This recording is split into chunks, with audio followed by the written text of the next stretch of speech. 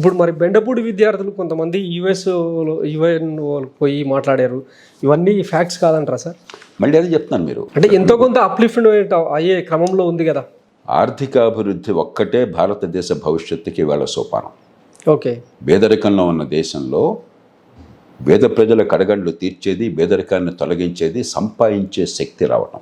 ఏ కుటుంబాన్నైనా చూడండి మీరు, అందులో హ్యూమన్ రిసోర్స్, ఏ కుటుంబమైనా చూడండి మీరు. హ్యూమన్ రిసోర్స్ చెప్పాను కదా, విద్య, ఇదే హ్యూమన్ రిసోర్స్. ఓకే, ఇంకా చెప్పాలా?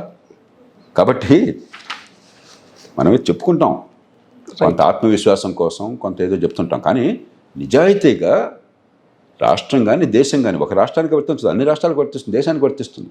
ఓకే, మన నిజాయితీగా అంచనా వేసుకుని పెట్టుబడులు పెట్టడము, పద్ధతులు రూపొందించడము, ఫలితాలు తీసుకురావటం, ప్రజలకి మార్పును తీసుకురావటం. ఆర్థిక అభివృద్ధి ఒక్కటే దేశానికి ఉన్న శరణ్యం. ఇవాళ శరవేగంతో కొన్ని రాష్ట్రాలు ముందుకెళ్తుంటే మనం నోట్లో పెట్టి చూడాల్సి వస్తుంది. పెట్టుబడి పెట్టేవాళ్ళు అనాథలుగా ఉన్నారు.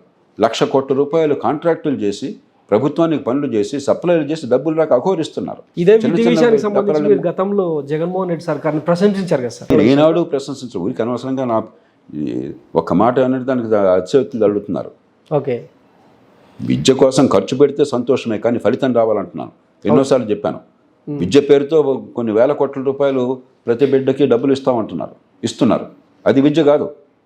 విద్య ప్రమాణాల విద్య. Byju's content, GP content provide చేస్తున్నాం, ఇవన్నీ వర్కౌట్ నాకు చివరికి ఏం కావాలా? చివరికి ఏం కావాలా? ఫలితం ఏంటి? బుద్ధి వికసించాలి కదా. బుద్ధి వికాసం లంగబెల్లు చెప్పా కదా మీకు.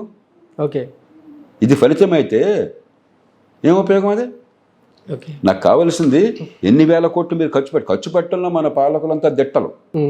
అవును, ప్రజల డబ్బుని మంచినీళ్ళు చాలా విలువైనటువంటివి. దుబారా చేయడంలో మన వాళ్ళు దిట్టలు, కంకిరం చేయడంలో దిట్టలు, ఇటీవల కాలంలో పంపిణీ చేయడంలో దిట్టలు.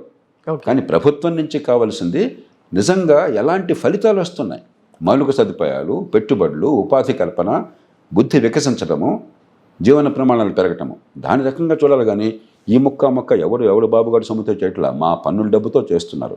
ఓకే, ఇంత డబ్బుతో ఎక్కడో చోట చిన్న రోడ్డు పడవచ్చు, ఆ రోడ్డు చూపెట్టి అంత అద్భుతంగా చేసామంటే ఎట్లాగా? మొత్తం మీద మీ పన్నుల డబ్బులతో ఏం జరుగుతుంది? ఈ దేశ ప్రజలకి న్యాయం జరుగుతుందా లేదా? ఎల్లకాలం బేదలుగా ఉండాల్సిందేనా? పుచ్చుకునే చేతులా బేదలవి? బేదలకు ఇంకా వేరే అర్హత లేదా? ఓకే, బేదలు రుణపడి ఉండాలా? మీకు ఏమన్నా మీ సొంత సొమ్మ ఏమన్నా దానం చేస్తున్నారా? దానకారులా మీరు? వాళ్ళు పుచ్చుకునే చేయా? ఎంత అవమానమైన ధోరణిది. దేశంలో ఎవరు మాట్లాడినా కూడా ఈ రకమైనది.